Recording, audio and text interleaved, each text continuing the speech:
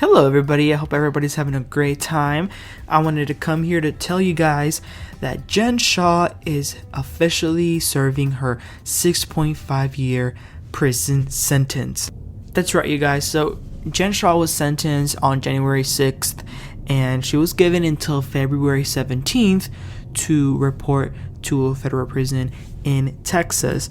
But before she did that, though, a few hours before reporting herself in, do you guys remember she was scheduled to have a one-on-one with Andy Cohen, but some legal issue prevented that from happening?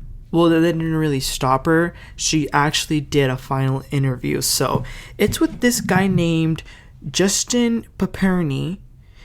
So apparently he's like, I thought he was an attorney at first, but he's not. He's like some sort of prison guru. Like, he himself went to prison, and what he and his team does is that they like prep people, are like kind of like moral support for individuals that are going to be going to prison. At first I thought it was a little odd, but a lot of the comments are like saying that he like really helped like certain people, like with a family member or something. Like they really like, they do take that journey with you to kind of like guide you so it won't be so bad.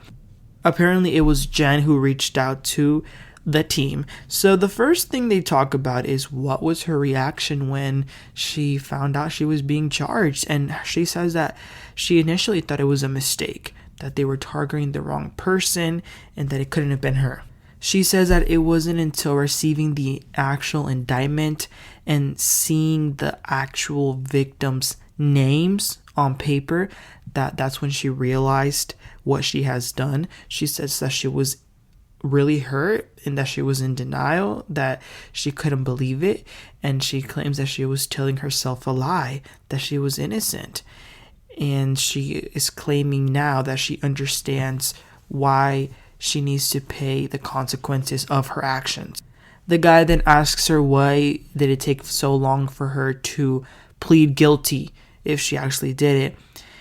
And the man, like, he's asking her what advice to also give anyone that's like being indicted by the United States of America government, which was a little bit weird because I'm like, I mean, I really hope that not a lot of people are like facing the same thing as Jen, scamming people, but I mean, whatever. But again, she says that the reason that it took so long was because she herself was believing the lie. So do you guys remember like some of those episodes from the Salt Lake City where she would like scream, "I'm innocent"? Well, she's saying that she herself started to believe it at some point. And she says that the advice that she could give those people that are in similar situations is that they should look at their actions first and analyze them instead of trying to justify and just take accountability. So it's kind of weird because as she's giving the interview, Justin, like I said, is giving advice to the people. So it was like an interview, but like also like an some sort of like guide of how to like survive these types of situations. She says that she is going to be reporting to jail with two things: her Quran and this thing called the release plan, which is the weirdest thing. Not because like the release plan, which I'll explain in a second, is weird, but the way that she started to explain it, it was an advertisement for this guy's company. So I'm like, did she get paid for this? Because you know how like when people like have like videos that are sponsored, you can tell when they're like reading off a script saying this is good for blah blah blah. That's exactly how she was sounding. So that did lead me to think like, is this just like a big ad? But the release plan itself, it's kind of like a cool thing, I guess. She says that she's going to be documenting her time in prison. So this release plan is going to like help her be journaling, and it's going to be helping her to be more connected with her family, to the victims. And if that wasn't enough, she is going to be launching a website that will be updating what she's doing and what she's writing to her fans. And overall, she says that this will help make her be held accountable. And then the man asks her, what is she going to be doing in prison? She says she's going to be waking up early, writing and reading, then maybe doing some exercise, and that she hopes to teach some of her knowledge to the other inmates. She actually said that. I mean, you can't make this stuff up. But he then does ask her a good question about perspective, meaning that so many women have faced obstacles that lead them to go to prison based on the system, and how many of them like end up with like minor nonviolent drug charges. And she says that she does a little bit have that perspective now, and that she has a lot of empathy to women who have to surrender when they have very young children. So Jen also mentions that her release plan, this thing that they sell at the website that she's going to be using, will serve to repay the victims, and that repaying the victims is one of the things that she prioritizes.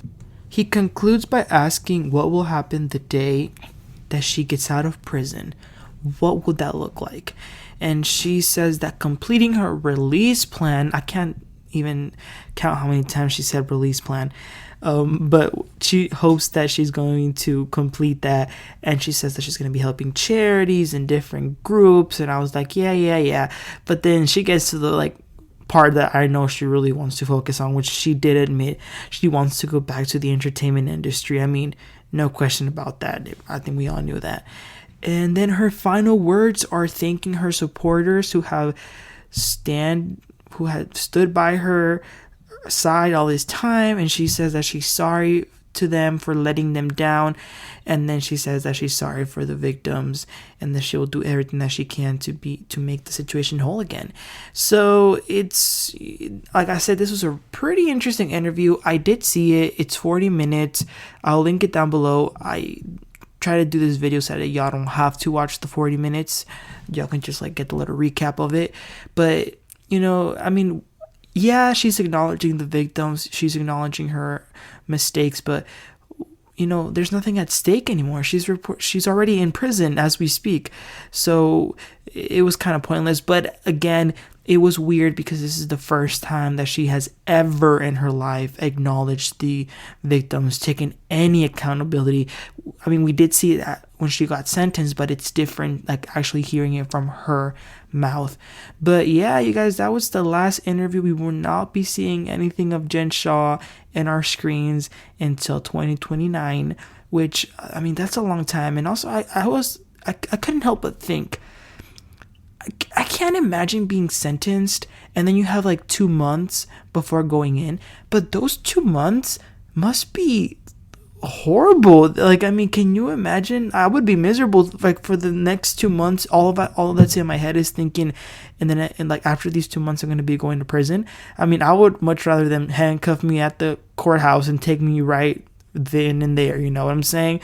But yeah, I mean, at the end of the day, 6.5 years is a very long time. I mean, think about it. That's a long time, but that's the price she's going to have to pay for what she did. And that's what the justice said. So, you guys, let me know what y'all think in the comments. Anything that you want to tell me about the interview, let me know. And please don't forget to like and subscribe. And I'll catch you guys next time. Have a great one. Bye.